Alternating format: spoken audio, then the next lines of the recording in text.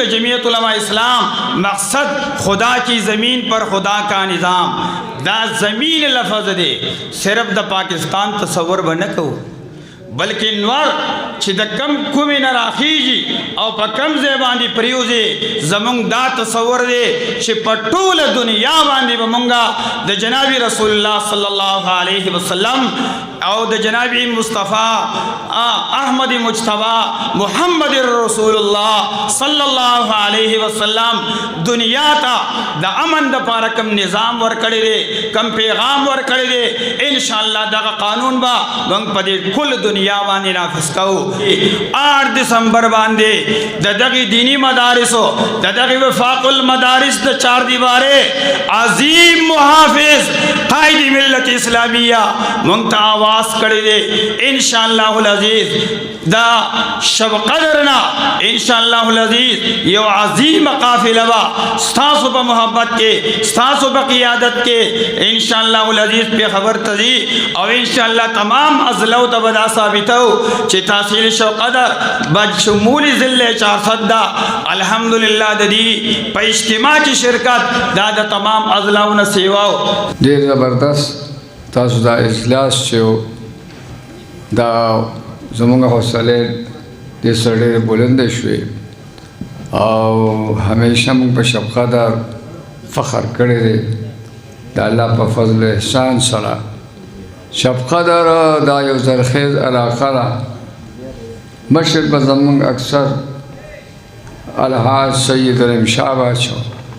اوس الحمدلله دغه خاندان هغه فرایض ډېر خشته طریقې سره ادا کوي. ورسره نور کارکنان چې کومه کابینه جوړه شوې ده رښتیا خبره ده ډېر محنت کش او ډېر مخلصان دي. زموږ د شب قدر عام خلکو زما په زړه کې ډېر لوی قدر دی. که د دې ځای عام کس دی که خاص کس دی او باقي دا ده چې بعضې کسان به د پارټۍ نه ځي خو موږ ته هېڅ افسوس په هغوی نشته دی. دا یې وجه دا ده چې جماعت په یو سړي سره احسانات کړي مختلف اوقاتو کې او بلا وجه یو کس ځي نو موږ وایو یاره بس تا پکې ځای نو دا خره چې لاړې اورې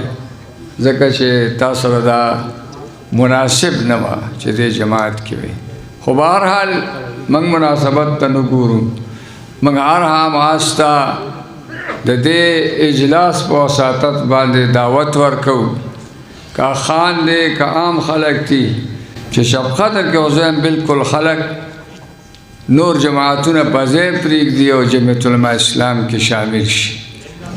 د مرکزی امیر ها امر دی د ضلعي امیر ها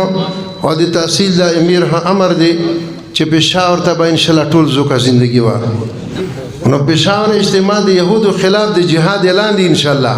او زموږ دا اراده ده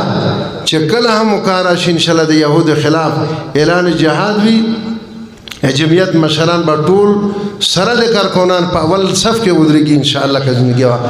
دا زموږ امیر محترم چې دی دا ملهم من الله دی وایي دی چې څه وایي او څه کوي دته د الله د طرف نه د هغې الهام کیږي. نو داسې مبارک جماعت سره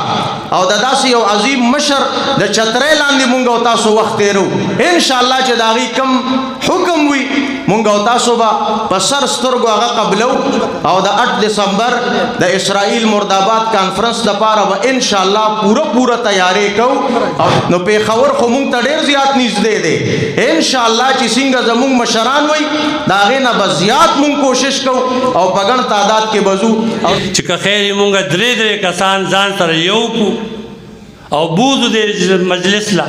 د جلسې لا نو دا به ښایسته کامیاب شي. دا به باطل باندې چې کوم دی ډېر لوی اثر غورځي. او د شب قدر په دې تاریخ ساز اجلاس باندې چې د 8 دسمبر په حواله باندې او د هغې د تیارۍ په سلسله کې منعقد شوی دی مونږه د تحصیل امیر محترم او هغه سره چې کوم کابینټ دی هغې ته خراج تحسین پیش کوو او ستاسو د مرګرو نه امید دا لرو چې ان شاء الله څنګه نن تاسو د خپل حاضری یقین کړی دا او اجلاس تاسو د کانفرنس په شکل کې بدل کړ چونکہ ایجنڈا 8 دسمبر اگے دا پار الحمدللہ تیاری شروع دے زے پدے اجلاسوں نہ کی گی کارنر میٹنگوں نہ کی گی وڑی وڑی اجتماعات کی گی منگا پکے پخپل شرکت کو او دسی عجیب حسن اتفاق دی چې هر یونین کونسل کې کوم کابینه راغلی دا ډیره فعال ده الحمدلله زه خپل کلی د توې ما